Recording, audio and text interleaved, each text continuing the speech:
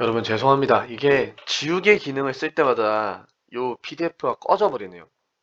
절대 지우개를 쓰지 않도록 하겠습니다. 알겠죠? 지우개 안 쓰고 한번 잘 해봅시다. 죄송합니다. 그래서 지금 벌써 세 번째 해설 강의 두 번이나 잘렸어요. 죄송해요, 여러분들. 그래 천천히 한번 봅시다. 7번부터 봅시다. 다시 7번부터. 그림가는 어느 태풍이 이동 경로와 관측소 A, B 위치를 나는 이 태풍이 우리나라를 통과하는 동안 A, B 중 한 곳에서 관측한 풍향, 풍속, 기압 변화를 나타내는 것이다. 그럼 나를 보자마자 뭐가 풍속이고 뭐가 풍향이고 뭐가 기압 변화인지를 알아야 돼요. 그럼 첫 번째, 풍향을 일단 조금 제껴두고 풍속과 기압과의 관계를 보는 겁니다. 풍속과 기압은 서로 어떤 관계야? 무조건 반비례일 수밖에 없다. 풍속이 높다 이꼴 태풍의 중심에 가까워졌다 라는 것이니까 기압은 낮을 것이다 이거예요.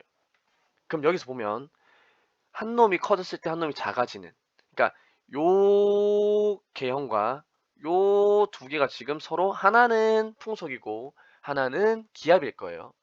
그런데 뭐가 풍속이고 뭐가 기압인지를 판단하는 과정은요, 무조건 태풍이 하나밖에 안 왔기 때문에 기압이 증가하다가 감소하는 경우는 없을 거예요.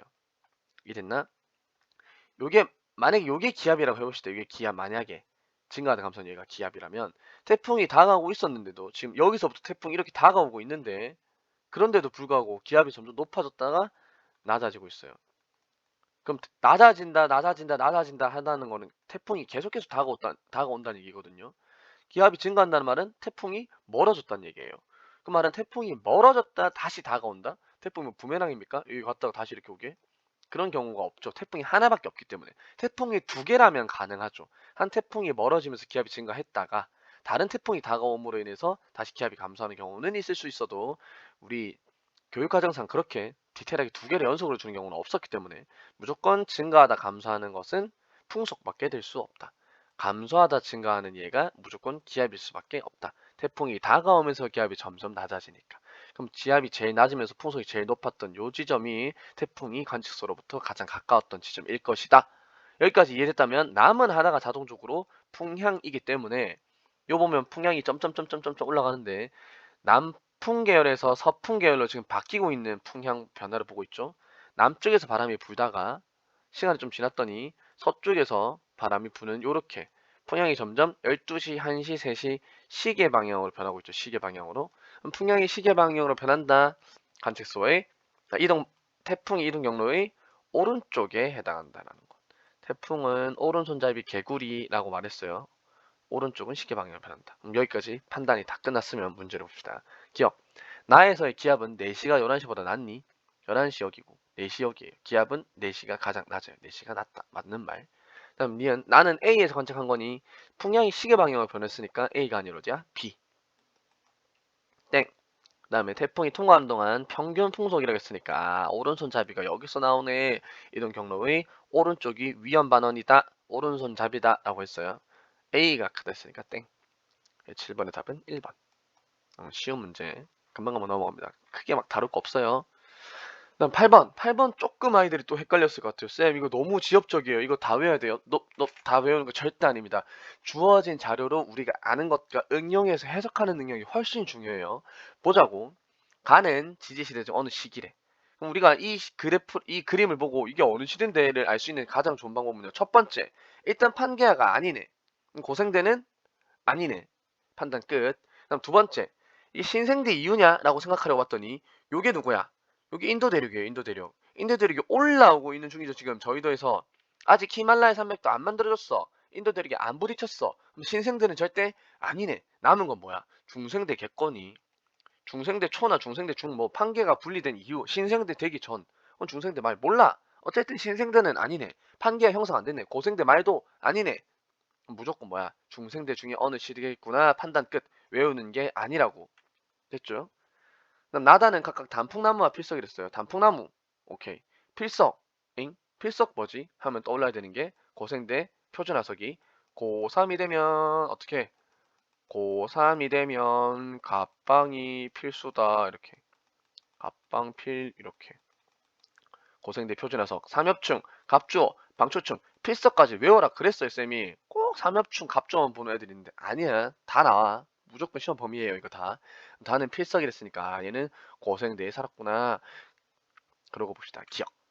히말라야 산맥은 가보다 나중. 맞죠? 쌤이 요거 딱 인도제를 기억해라 그랬잖아요. 이렇게. 나중에 형성되었다. 맞는 말. 그 다음에 니은. 나와 다 모두 육상에서 서식했니 물었어요. 나는 단풍나무니까 육상에서 서식한 게 맞아요. 다는 필석이야. 필석. 쌤 필석이 육상에서 살았나요? 잘 모르겠는데요. 그러면은 뭘 떠올려야 되냐면 지금 여기 있는 삼엽충, 갑주어, 방주충, 필석의 특징을 다 봐야 돼요. 오케이? 보면 고생대에 있는 삼엽충과 갑주어는 우리가 잘 알고 있어요. 갑주어는 물고기. 맞나? 그 다음에 삼엽충도 바닷속에 살았던 벌레. 방추추가 필석이 뭔지는 몰라도 얘들도 같이 바닷속에 살았을 거라는 거죠. 왜? Why? 우리 고생대 시절에는요. 이제 갓 양치식물이 번성하기 시작하면서 겨우겨우 오존층이 만들어지기 시작하고 있었어요. 맞나? 겨우겨우. 그 말은 고생대 때는 생물들의 번성이 바닷속에서 이루어지기 쉬웠다는 거죠. 왜? 아직 오존층이 완벽하게 완성되지 않은 시절에 번성됐던 생물들을 보는 거니까. 이해됐습니까? 그래서 필석은 바닷속 생물입니다. 당연히 단풍나무는 지금 단풍나무가 바닷속에 주렁주렁 막 자라나. 메이플 소리가 우리 메이플 처음에 모험자 키우면 1렙부터 퀘스트가 바로 단풍나무 열매 이거 아이가? 단풍나무 이파리. 그러니까 얘는 무조건 육상식물 맞고 모두 육상에 서식하였다 했으니까 틀린 말인 거죠. 나는 육상, 다는 바다. 디귿. 가의 시기에는 다가 번성했니 물었어요. 가 아까 어디라 그랬어? 중생대라 그랬어요. 다는 뭐라 그랬어? 고생대라 그랬어요. 그래서 땡. 그럼 여기서 잘 들어봐. 단풍나무를 알려줬다는 말은 사실 원래 어렵게 낼 거였으면 3점짜리니까 더 어렵게 내도 됐었어요. 근데 아마 수정을 했을 것 같아. 단풍나무가 뭐 이 시기에 번성했니? 뭐 얘랑 같이 번성했니? 이렇게 번성 시기를 물어보고 싶었을 건데 알려줄게요. 단풍나무는요 속시식물입니다. 띠용. 단풍나무 씨앗 아나? 이렇게 두 개가 약간 이렇게 해가지고 뺑그르르르르르 막 돌잖아 이거. 후 불면 푸르르르 이렇게 돌면서 내려오는 이게 속시식물이에요. 단풍나무가. 속시식물은 신생대에 번성하고 중생대에 출현했다라는 것 반드시 알아놓기 바랍니다. 단풍나무는 속시야. 그럼 이 단풍나무와 대비되는 단풍 나오면 누가 나와야 돼? 은행 나와야지. 은행이랑 단풍 거의 짝꿍 아닙니까? 은행은 뭐야? 얘가 겉이에요. 겉이. 헷갈리면 안 돼. 쌤, 은행, 은행나무 그 맨날 가을에 지나가다 똥냄새 나는 그거 은행나무 아니에요? 맞아요. 이게 은행 우리 꼬치류도 많이 먹죠. 투다리 쌤 좋아하는 투다리 가면 꼬치류 탕후루 아니에요 이거. 투다리에 가면 은행 꼬치. 이 은행이 얘가 겉시식물입니다. 겉시식물. 알겠죠? 이거 속이 과육이야. 속이 과육. 헷갈리면 안 됩니다. 은행이 겉시, 단풍나무가 속시. 그래서 은행이 중생대에 번성했다. 라는 거 넘어갑니다. 그다음 9번 문제를 보면 그림은 엘니뇨 또는 라니나 발생한 어느 시기다. 강수량을 나타낸 것이다. 그러면은 요쪽이 서태평양, 요쪽이 동태평양인데 동쪽에 지금 강수량이 플러스예요. 원래 동태평양 비 많이 와 하나? 원래 안 와. 따뜻한 물이 다 서쪽으로 이동해 버린다고. 그래서 물이 차가워서 원래 동쪽에서는 비 안 내리는데 강수량이 많다라고 돼 있으니까 이거 뭐야? 엘니뇨 시기네. 판단됐습니까? 그럼 기억부터 봅시다. 기억. 우리나라 강수량은 하고 물었어요. 우리나라 강수량은 여기 그림을 봐야 되겠죠. 색깔이 진해요. 빗금이 안 쳐져 있으니까 강수량은 평년보다 많아요. 응? 쌤 잠시만요. 우리나라는 서태평양에 속하는 지역 아니에요? 우리나라? 서태평양에 속하는 지역이에요. 엘니뇨 시기에 지금 보면 여기 서태평양은 부호가 마이너스예요. 즉 비가 안 와요. 그럼 이 서태평양 전체적으로 비가 안 오는 거 아닙니까? 사실은 맞아요. 잘 들어. 이론상은 맞아요.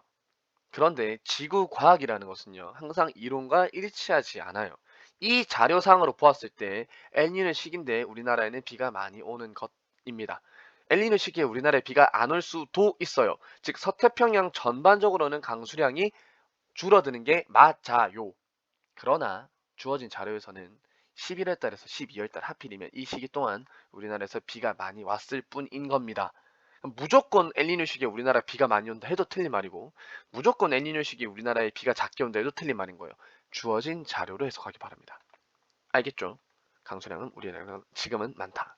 그다음 A 해역의 평균 수온은 평년보다 높겠지. 그러니까 구름이 많이 만들어지고 비가 많이 오는 거 아니야. 옛날 같았으면 이게 3점짜리 문제인데 이제는 너무 쉬워져다 보니까 2점짜리가 되어버린 현실입니다. 디귿 무역풍이 세기는 평년보다 약하니까 엘니뇨가 발생한다고. 기억니. 답은 4번. 다음 10번 보면 남대서양에서 남대서양에서 수온 연분을 나타낸 건데 남극 저층, 남극 중층, 북대서양 중 하나이다 라고 했으니까 제일 밑에 깔린 B가 누구야? 남극, 제일 밑에 깔린 저층수. C가 북대서양 심층수, A가 중층수 이렇게 표시하는 거죠. 기억부터 봅시다. 기억. A가 침강하는 데는 염분이 수온보다 영향이 크니라고 물었어요. 띠용. 외워야 돼요, 쌤. 아, 이런 거 너무 디테일하게 아니에요. 쌤이 분명히 말했어요. 디테일하게 외워야 되는 건 쌤이 수업 시간에 다 찝어줬습니다. 이건 외워. 아, 이것까지는 외우지 않아도 돼. 너무 접촉이라. 그럼 여기서 판단을 해야지. A를 봤더니요. A는 여기서 쭉 이렇게 내려가는 놈이야. 근데 수온은요. 6도, 8도 사이니까 큰 수온 변화가 없어. 그러니까 얘랑 여기서 밀도 차이가 크지 않아. 맞나? 어. 근데 염분은요. 다시. 염분은 34.2, 34.4, 0.2 정도 차이나. 근데 여기는 35.0, 여기는 35.0. 그러면은 왼쪽이랑 오른쪽이랑 즉 A가 침강하는 왼쪽 구역이랑 오른쪽 구역이랑 염분의 차이가 어때요? 매우 커요. 반면에 수온을 보면 여기 4도 정도라고, 여기 4도 정도라고. 별로 수온 차이가 크게 안 나요. 즉 왼쪽과 오른쪽의 수온 차이가 별로 안 나는데 염분 차이는 매우 크다는 거야. 그러면 영향은 누가 많이 주기 때문에 깊게 내려갈 수 있는 거야? 다시 쌤 잘못 설명했어요. A는 오히려 염분이 얘보다 더 작아요. 그럼 만약에 염분의 영향을 받는다는 말은 염분이 크다라고 말을 하려면 오른쪽에 비해서 왼쪽에 침강하는 A가 염분이 매우 커야 되겠죠. 그런데 문제를 봤더니 A는 염분이 오히려 오른쪽에 있는 얘보다 염분이 작아요. 그 말은 염분의 영향이 컸으면 염분이 매우 높아가지고 쭉쭉쭉쭉 내려갈 수 있게끔 해줘야 되는 N데 염분은 오히려 작아. 그럼 염분의 영향은 적다는 말이죠. 염분이 작은데도 불구하고 A가 침강할 수 있는 이유는 그럼 뭐겠어? 수온의 영향이죠. 수온 영향. 다시 설명할게요. 둘을 비교해 봤을 때 수온은 여기가 작은 건 맞아. 4도라도 여기 6도 정도고 여기 4도 정도라서 어쨌든 수온의 영향은 있긴 있어. 그런데 나의 그림을 보면 A가 오히려 염분은 더 작아요. A가 염분이 더 작아. 오른쪽보다. 그런데도 불구하고 침강을 쭉쭉 잘할 수 있으려면 수온의 영향이 커야 되겠죠. 그래서 염분이 크다는 틀린 말이 되겠죠. 처음에 설명 조금 반대를 해서 죄송합니다. 쌤 바로 답지도 없이 그냥 바로바로 풀다 보니까 해설지도 없이 풀다 보니까 조금 실수가 있을 수도 있어요. 그래도 이해해주기 바랍니다. 그래서 다시 염분은 작고 염분이 작은데도 불구하고 침강을 하려면 수온이 더 영향을 줘야 된다. 그래서 염분이 크다는 틀린 말. 그럼 니은 B는 북반구 해역 심층에 도달하니 물었어요. 이거 그림으로만 보면 B가 여기서 띡 해가지고 그래서 여기까지 가지도 못하는데요 라고 하는데 여기 남극 저충수는 요렇게 가서 북반구 30도쯤에서 올라옵니다. 그러니까 우리가 이 디귿에 요거를 봐야 돼. A, B, C는 모두 저위도와 고위도의 에너지 불균형을 줄이는 역할을 한대요. 그 말은 순환한다는 거야. 에너지를 순환시키는 역할을 한다는 거야. 이해됐죠? 심층순환도 쌤이 의의를 기억해 놓으라 그랬어요. 의의가 반드시 심해층의 산소 공급뿐만 아니라 저위도 고위도 에너지 불균형 줄이는데 얘도 역할을 한다는 거야. 그러면은 남쪽에서 내려온 얘도 북쪽에서 다시 찬 공기를 줘야지. 이렇게 내려서 이렇게 순환을 해야지. 지금 북대서양 심층수도 남반구까지 왔잖아. 얘도 북반구까지 간단 말이야. 북반구역 심층에 도달합니다. 그림으로 보면 이 뭐 벽에 막혀서 못 가는 것처럼 보이겠지만 여기서 요렇게 더 간다는 거야. 이해됐습니까? 이거는 이 그림이 조금 실수를 유도한 그림이긴 하죠. 일부러. 그림으로 보면 여기서 끝나는데요 라는 말을 하게끔. 어쨌든 북반구역 심층에 도달하고 불균형 줄이는 역할도 합니다. 심층순환은. 됐죠? 그래서 10번의 답은 4번. 다음에 11번. 11번도 연령 분명히 나온다고 그랬어요. 쌤이 연령 문제. 연령을 잘 한번 판단해 봅시다. 가는 어느 지역이 지진하면 나타난 거고 나는 x에서 y까지 쭉 가는 동안 연령 분포를 나타낸 거래. 먼저 이걸 해석해 볼까요? 먼저 보자. x에서 y로 가는 동안 연령이 x 이만큼까지는 어떤 구간까지는 연령이 점점 증가해.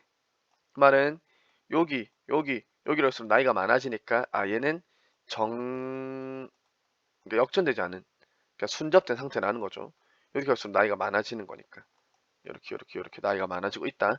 그런데 갑자기 여기서 나이가 푹 뛰어요. 얘의 나이가 갑자기 확 많아져요.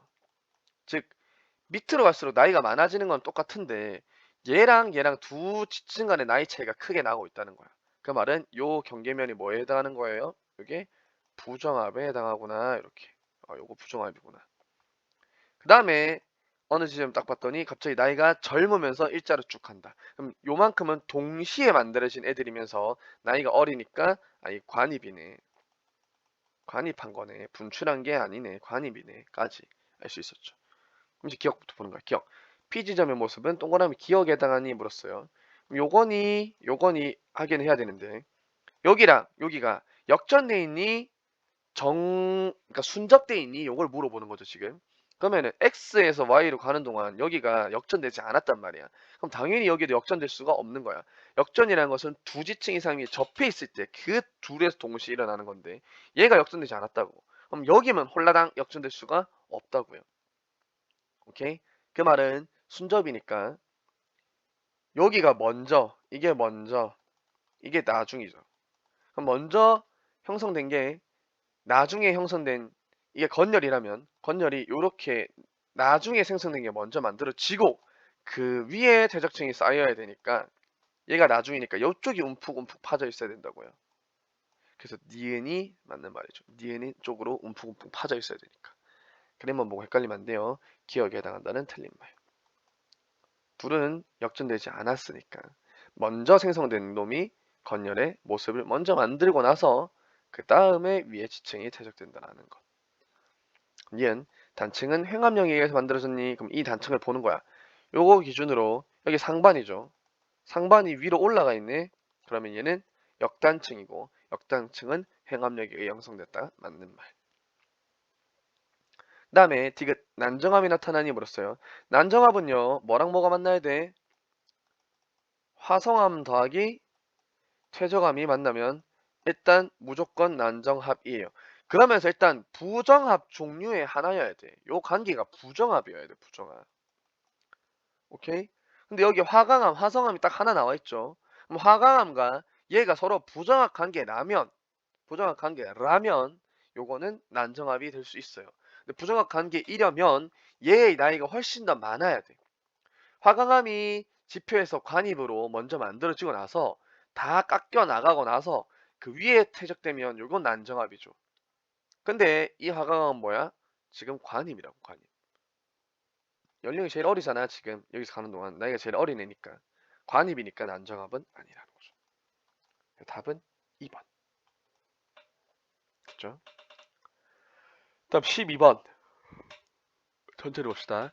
별킥리 반지름의 과학 강도를 나타내는 것이다. A는 T짜리. A 위치한 애가 딱 표면 온도가 T래. T와 비교해서 뭐가 P보다 높니 작니 문제를 물어볼 수 있겠구나 라고 알 수 있겠네요.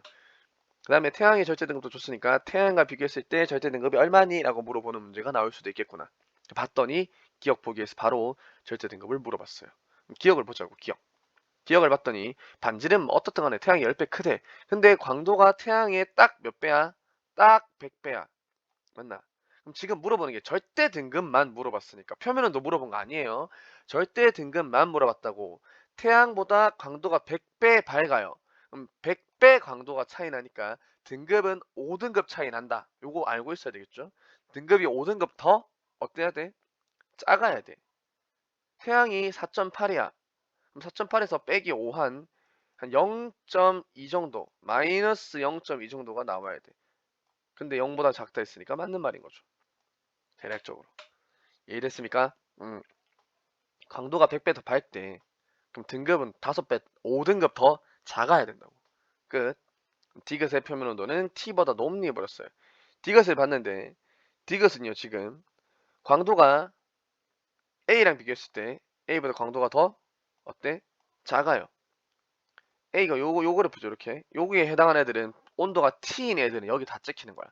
온도가 T면서 반지름이 2면 광도는 이 정도인 거고, 온도가 T면서 반지름이 이만큼인데 온도가 T보다 높으면 광도가 여기 찍히는 거고, 반지름이 오면서 온도가 T면 광도가 여기 찍히는 거고. 무슨 말인지 알겠습니까? A는 온도가 T짜리인 애들 다 찍어 놓은 거야. 그럼 디귿은 일단 온도가 T는 아니라는 거네. 요 선상에 안 놓여 있으니까. 그런데 반지름은 커요. 광도는 더 작아요. 광도는 큰데 반지름은 작으니까, 다시. 광도는 작은데 반지름은 크니까 표면 온도는 T보다 낮을 수밖에 없다. T가 여기에 해당하니까 온도가 T짜리 애들이 여기 있는데, 이거보다 만약에 온도가 높으면 똑같은 반지름에서 광도가 더 크게 나오겠지. 위쪽에 나오겠지. 이해됐죠? 디귿. C8 흡수선의 상대적 세기는 니은이 리을보다 강한 힘으로 써요. 그럼 니은과 리을의 뭐만 보면 돼? 온도만 보면 돼. 아까 봤듯이 디귿이 온도가 작은, 아래쪽은 T보다 온도가 작은 별들이 찍히는 위치예요. 그럼 니은은 T보다 온도가 높은 거야. 그럼 얘는 일단 표면 온도가 높아. 리을은 표면 온도가 낮아. 오케이? 그 말은 C8 흡수선의 상대적 세기가 어디서 더 강하니를 알아야 돼. 쌤이 설명 한번 했었어요. 태양에서 제일 세게 보이는 게 CA2야. 근데 태양보다 더 CA2 흡수선이 세게 보이는 별이 반드시 존재한다. 그게 누구야? K형 별.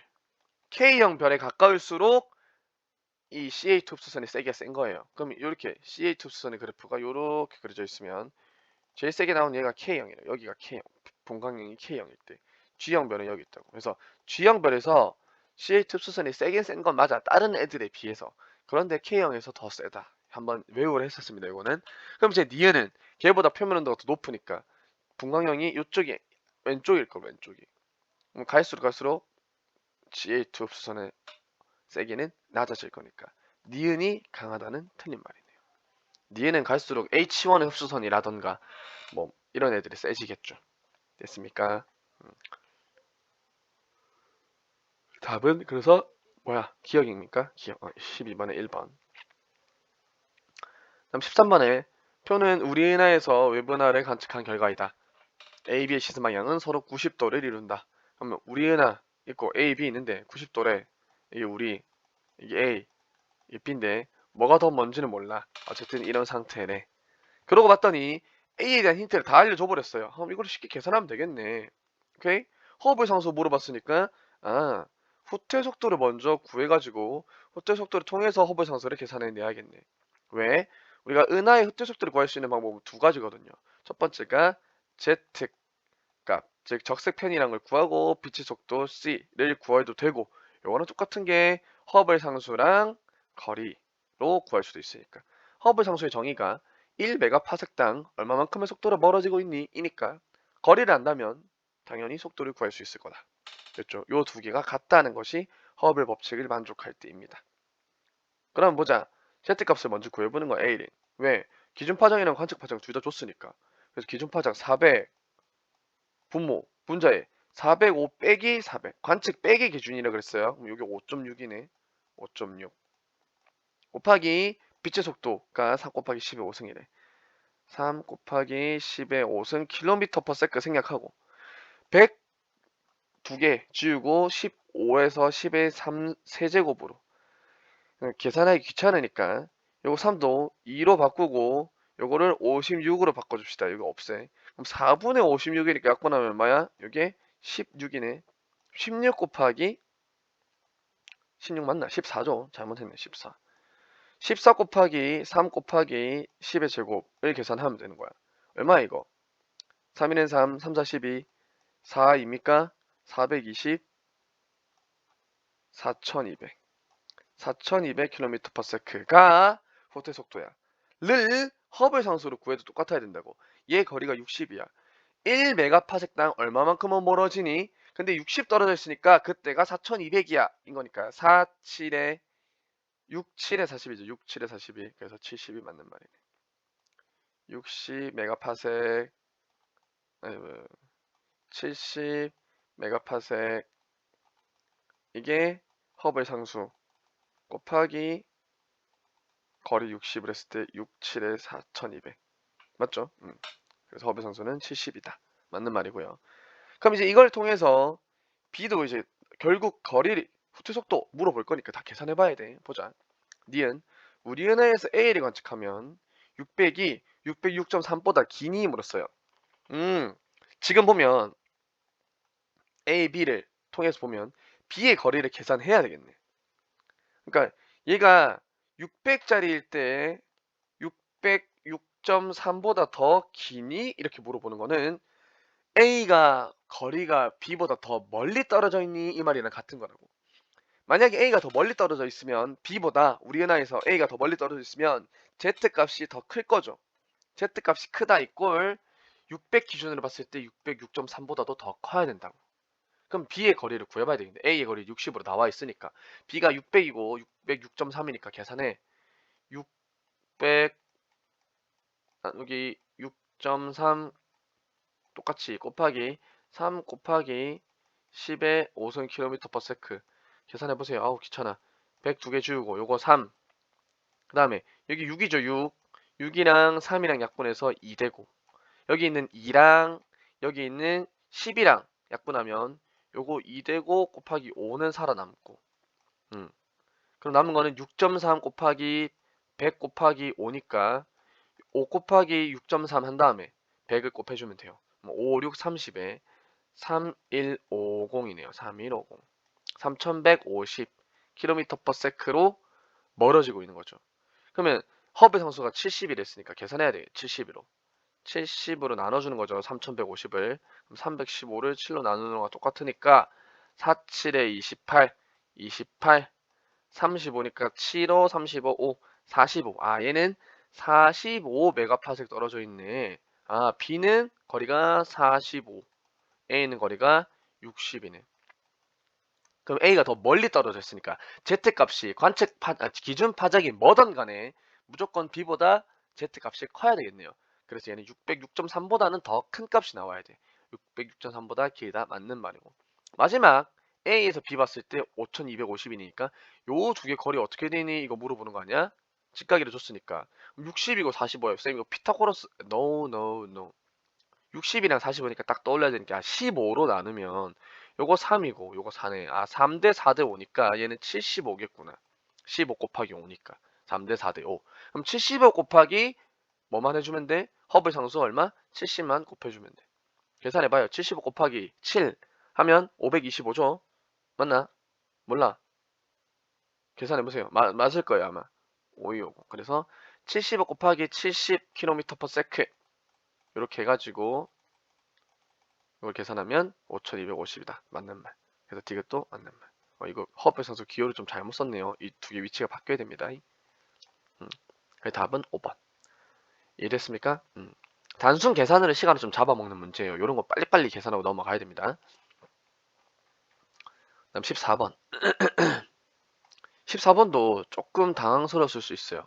왜냐하면 요게 같은 시각에 우리나라 본 건데 하나는 가시고 하나는 적인데 둘 다 새까매요. 잘 보이는 게 없어. 둘 다 새까매. 그래서 뭐가 적이고 뭐가 가시인지 판단이 조금 어려웠을 수 있어요. 그럼 여기서 두 가지 정도 쌤이 이게 가시인지 적인지 판단할 수 있는 기준을 알려드리겠습니다. 알겠죠? 첫 번째, 구름의 모양이 가시 영상과 적의 영상은 달라요. 적의 영상은 눈에 보이지 않는 적의 선을 우리 눈으로 볼 수 있게끔 컴퓨터가 바꿔준 거기 때문에 이게 구름이 뿌예 보여요. 어떤 굴곡이나 이런 게 없이 그림자 같은 것도 없이 그냥 높낮이가 잘 구분되지 않아요. 그런데 가시 영상에서 보면요. 요런 진짜 누가 봐도 뭔가 좀 구름처럼 실제 요런 거 실제 구름처럼 높낮이가 있고 음영이 있고 요런 것들이 보통이면 가시 영상입니다. 그러니까 이거랑 비교해봐. 여기랑을 비교해봐. C 근처를. 얘는 그냥 뭔가 뿌옇고 픽셀이 좀 안 좋게 깨진 느낌이죠. 번져 보이고. 얘는 어때? 하나하나 막 구름 알갱이 하나하나 살아있는 느낌. 요렇게 보는 게 첫 번째 방법. 죄송합니다. 이게 지구과학 위성 영상